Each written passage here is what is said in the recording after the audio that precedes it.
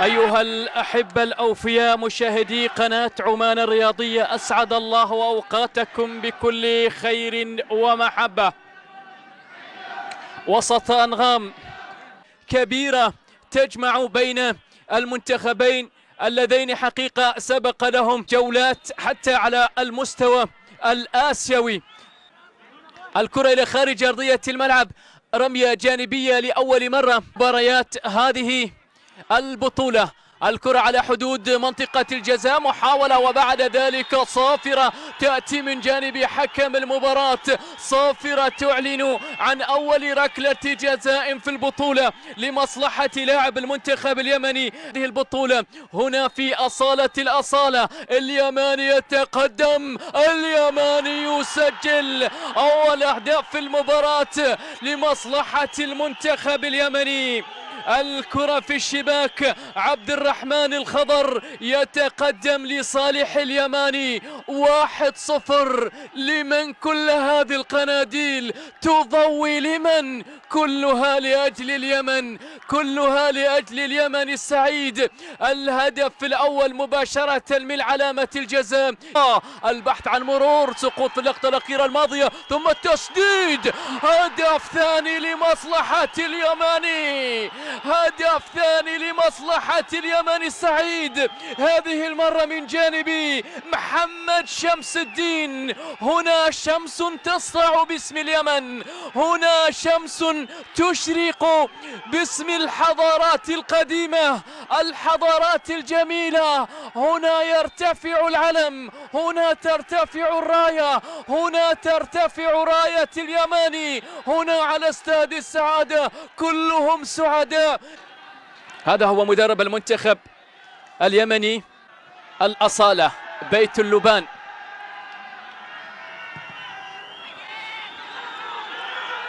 كرة فيها محاولة أمامية، لكن بعد ذلك يحاول من خلالها اللاعب زيد الجراش. كرة إلى داخل المنطقة، يا الله، وخطأ لصالح لاعب المنتخب العراقي جاسم أحمد.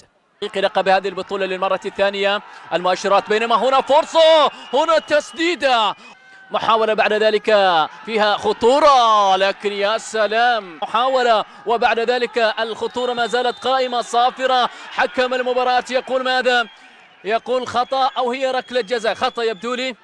ما هو قرار حكم المباراة؟ لاحظوا مرة أخرى الكرة التي وقع من خلال لاعب المنتخب العراقي، ثم بعد ذلك التغطية، أو هي ركلة جزاء، ركلة جزاء، ركلة جزاء بالفعل لصالح المنتخب العراقي.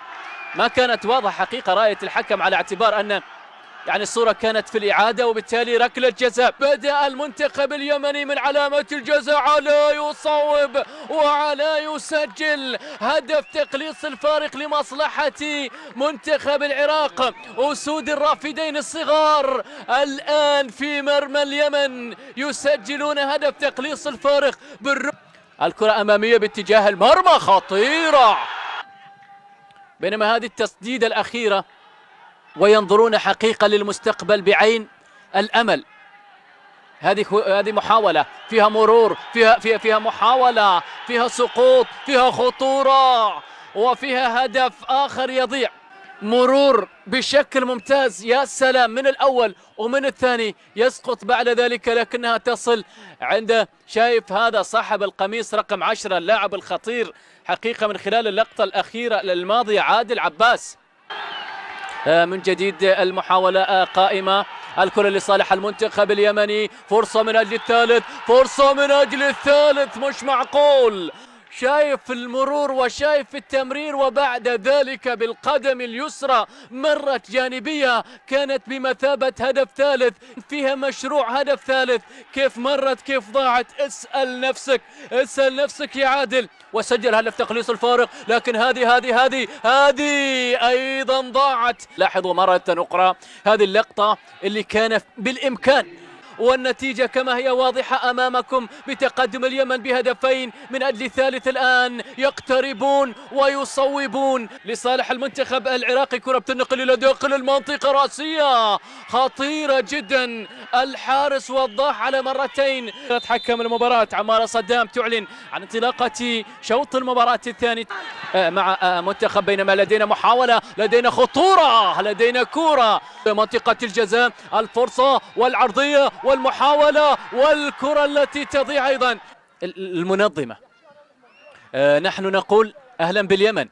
على المنتخب اليمني كانت فرصة ثم تسديدة، والمدافع يحول الكرة إلى خارج أرضية الملعب.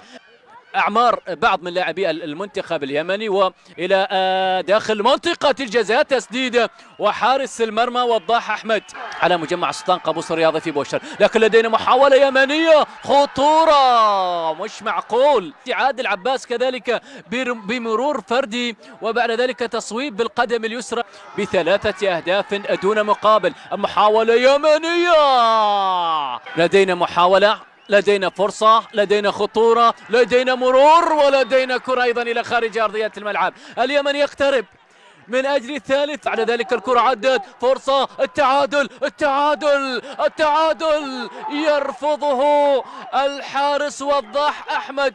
ردة الفعل من جانب المنتخب العراقي، هذه التسديدة على مرتين.